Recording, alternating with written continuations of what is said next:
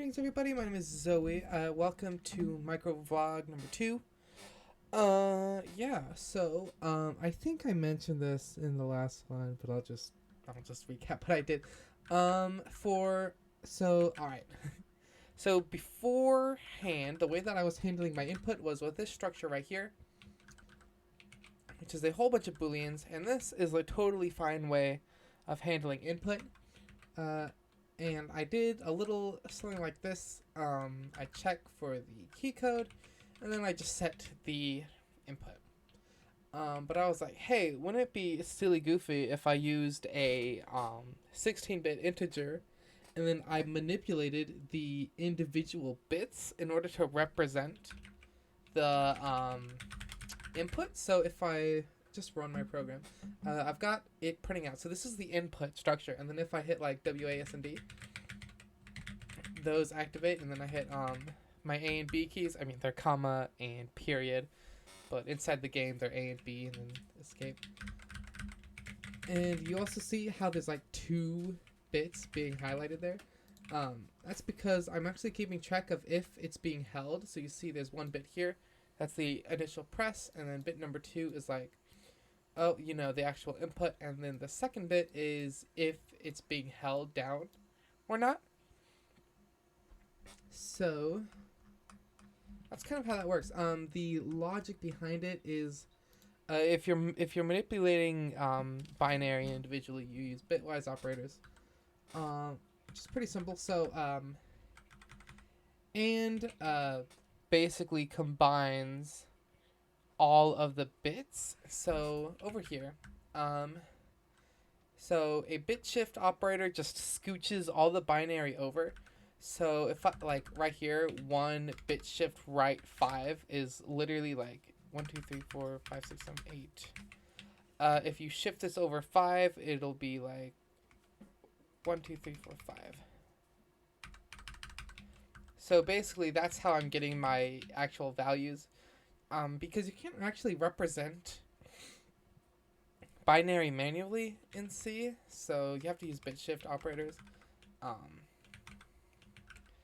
That probably doesn't make sense, but it's very, very simple. A bit shift literally shifts the bits. And so AND is going to combine everything with input up, which is only going to be 1 of those bits inside of that value. So it's going to go through, and if both the bit in the input and that bit highlighted in input up, if those are the same, it's going to return 1, and then this if statement will trigger upheld. So here I do app.input equals app.input. In fact, I think that I could actually do or equals. I could do that. I didn't think about that. Yeah, you can totally do or equals there. So this is going to or together everything. So basically it's just going to set the input up held bit to be on instead of app input. Similar thing right here. This just ORs input up. So like up here I was doing input upheld and ORed that. And then over here, input up, that gets ORed. So that's how you flip the bits. And then here I am taking my input up value and then I'm knotting it. So a knot means like every single bit is flipped. All 1s are 0s, all 0s are 1s.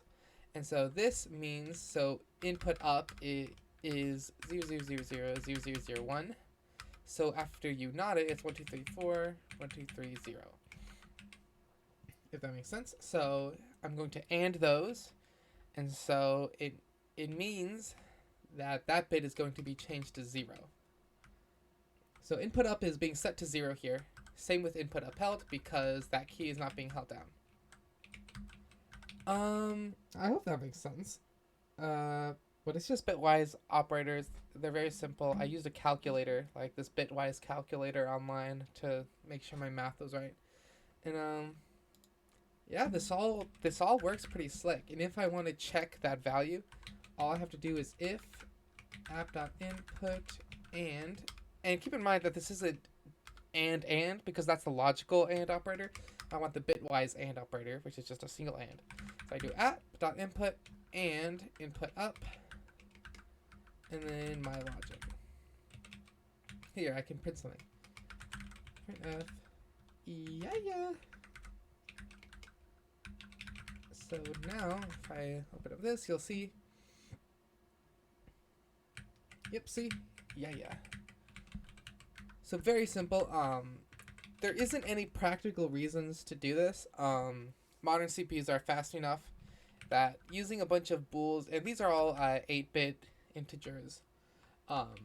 So using a bunch of just single byte integers, it's not a big deal on modern CPUs. This is very fast.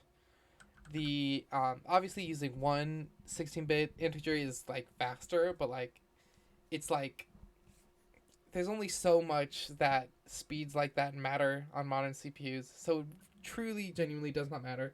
But I did it because it was fun. And look at me go. So yeah, that's it. Microvlog diggity done. I hope that made sense. And yeah, thank you so much for watching. I'll see you in the next one, Toodles.